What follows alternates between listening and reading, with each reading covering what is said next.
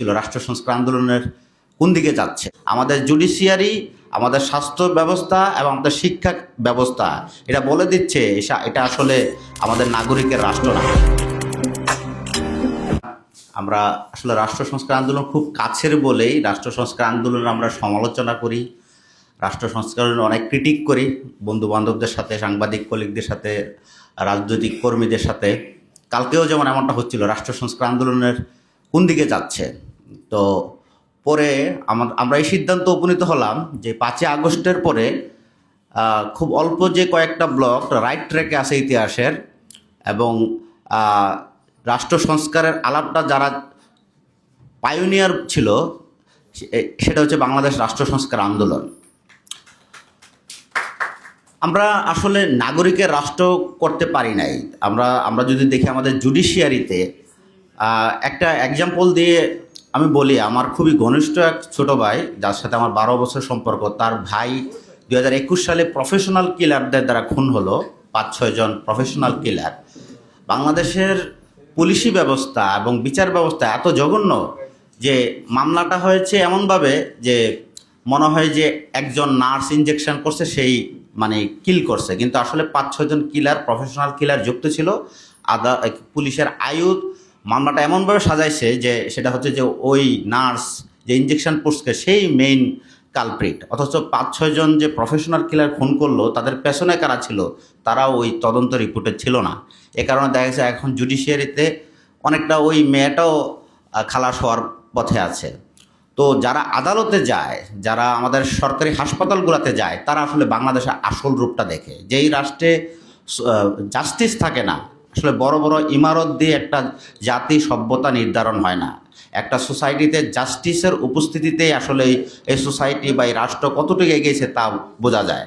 আমাদের জুডিশিয়ারি, আমাদের স্বাস্থ্য ব্যবস্থা এবং আমাদের শিক্ষা ব্যবস্থা এটা বলে দিচ্ছে এটা আসলে আমাদের নাগরিকের রাষ্ট্র না। আমাদের শিক্ষা অদ্ভুত একটা শিক্ষা ব্যবস্থা। প্রাথমিক শিক্ষা যেটা সার্বজনীন হওয়ার কথা ছিল সেটা 11 ধরনের ব্যবস্থা, এবং ব্যাপক বৈষম্য, শহরে এবং গ্রামের মধ্যে ব্যাপক বৈষম্য। কোনো রাষ্ট্র একটা শিশুদেরকে এমনভাবে নিগৃহীত করতে পারে, নিপীড়ন করতে পারে, বৈষম্যের শিকার করতে পারে শুরু থেকেই।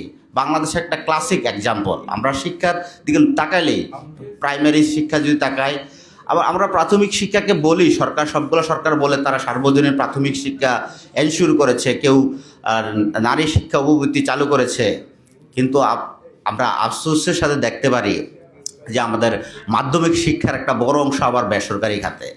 তারপরে আমরা উচ্চশিক্ষা বলতে নতুন নতুন বিশ্ববিদ্যালয় প্রতিষ্ঠাকে বুঝি। আমরা নতুন সরকারকেও দেখলাম তারা প্রতিটা নির্বাচনে আসনে একটা করে বিশ্ববিদ্যালয় দিতে চান। আসলে আমাদের শিক্ষানীতিটা কি হবে, আমাদের এক একটা বিশ্ববিদ্যালয়ের কাজ কি হবে, সেটা নির্ধারণ না করে আমরা নির্বাচনী প্রতিশ্রুতির মতো আমরা বিশ্ববিদ্যালয় স্থাপন করতে যাচ্ছি। দেখা গেছে অনেক বিশ্ববিদ্যালয়ের কোনো প্রফেসর নাই, কোনো ল্যাব নাই, লাইব্রেরি নাই, ভবন নাই। আমরা মনে করছি যে বিশ্ববিদ্যালয় প্রতিষ্ঠা করলেই মনে হয় আমরা শিক্ষায় বিপ্লব করে ফেলবো। তো আমরা যে হিউজ পপুলেশন, আমরা বারবার বলি, এটা আসলেই জনসম্পদে যদি পরিণত করতে চাই আমাদের শিক্ষা ও স্বাস্থ্যে জোর দিতে হবে, এবং একমুখী প্রাথমিক শিক্ষার দিকে আমাদের যেতে হবে। 11 ধরনের প্রাথমিক শিক্ষার মাধ্যমে আমরা শৈশবে শিশুদের মধ্যে বৈষম্যের বীজ ঢুকিয়ে দেই, এবং এই সমাজে যে অস্থিরতা, সহিংসতা, এটার একটা বড় কারণ আমাদের এই দ্বিধাবিভক্ত বৈচিত্র্যময় প্রাথমিক শিক্ষা। আমরা শিক্ষায় বড় ধরনের পরিবর্তন আনতে হবে। স্বাস্থ্যসেবাকেও জনগণের দোরগোড়ায় পৌঁছে দিতে হবে। স্বাস্থ্যসেবা একটা অদ্ভুত সেবা। আমরা জেলা পর্যায়ে দেখা গেছে 2-3 দিন চিকিৎসা দেওয়ার পর তাদেরকে ঢাকায় পাঠিয়ে দেওয়া হয়। কেন আমরা রুগীদেরকে ঢাকায় এক্সপোর্ট করতেছি? আমরা স্বাস্থ্যসেবাটাকে কেন প্রান্তিক এলাকা, বিভাগীয় পর্যায়ে, জেলা পর্যায়ে নিয়ে যেতে পারতেছি না? এগুলো আসলে আমাদের একটা বড় ধরনের প্রাতিষ্ঠানিক ব্যর্থতা। তারপর আমি যেটা বলছিলাম যে টাকার বিনিময়ে রায় পাওয়া যায় নিম্ন আদালতগুলোতে। তো এটা আসলে আমরা একটা বর্বর সোসাইটিতে আছি। আমরা যদি আইন আদালত ঠিক না করতে পারি, অনেকেই ভূমি অফিসের কথা বলছেন, সরকারি প্রত্যেকটা অফিসই আসলে এরকম স্থবির, নিশ্চল। এখানে মনে হয় টেবিলের নিচ থেকে কিছু না গেলে কোনো কাজ আগায় না। তো আসলে এটার বড় কারণ যে আমাদের এই রাষ্ট্রটা আসলে মেরামত হয় নাই। সেই জায়গা থেকে রাষ্ট্রচিন্তার মাধ্যমে যেই আলাপটা আমাদের জেনারেশনে প্রমিনেন্ট হয়েছে, এবং 24-এর অভ্যুত্থানে তরুণরা যে ফেসিবাদের বিলোপ ও নয়া রাজনৈতিক বন্দোবস্তের কথা বলেছে, সেখানে অবশ্যই রাষ্ট্রচিন্তা এবং রাষ্ট্র সংস্কার আন্দোলনের অগ্রণী ভূমিকা রয়েছে। কিন্তু আমরা আনফর্চুনেটলি দেখলাম যে ইতিমধ্যে 24-এর অভ্যুত্থানকে ফেসিবাদী শক্তি মুছে দেওয়ার চেষ্টা করছে। মনে হয় যে 24-এ কোনো অভ্যুত্থান হয় নাই, 24-এ কেউ মারা যায় নাই, কেউ শহীদ হয় নাই, কেউ আহত হয় নাই, 30,000-এর মতো চোখ হারায় নাই।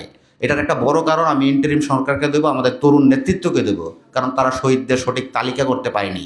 জাতিসংঘের তালিকা আমরা 1400 পাই, সরকার হিসেবে 800 পাই। আমরা হতাহতের সঠিক তালিকা করতে পারিনি। তো আমাদেরকে আসলে এটা না করলে আসলে আমাদের এইটাকে ভুলে দেওয়ার চেষ্টা হবে। কিন্তু আসলে নিকট ইতিহাসে হওয়ায় এবং আমরা এগুলোর প্রচুর ছবি ফুটেজ থাকায় এটা মুছে দেওয়া সম্ভব না। এবং তরুণ প্রজন্মের মনে গেঁথে আছে ফেসিবাদের 17 বছরের নিপীড়ন নিষ্পেষণ। আশা করি এই অভিজ্ঞতায় কাজে লেগে গত 2 বছরের ভুল ত্রুটি কাটিয়ে রাষ্ট্র সংস্কারের মতো প্ল্যাটফর্মের মাধ্যমে রাষ্ট্র মেরামতের প্রক্রিয়াটা জারি রাখতে হবে এবং জনগণের রাষ্ট্র করার সংগ্রামটা অব্যাহত রাখতে হবে। সবাইকে রাষ্ট্র সংস্কার আন্দোলনের 5ম প্রতিষ্ঠাবার্ষিকী সেই আশাবাদ ব্যক্ত রেখে এখানে শেষ করছি। ধন্যবাদ সবাইকে।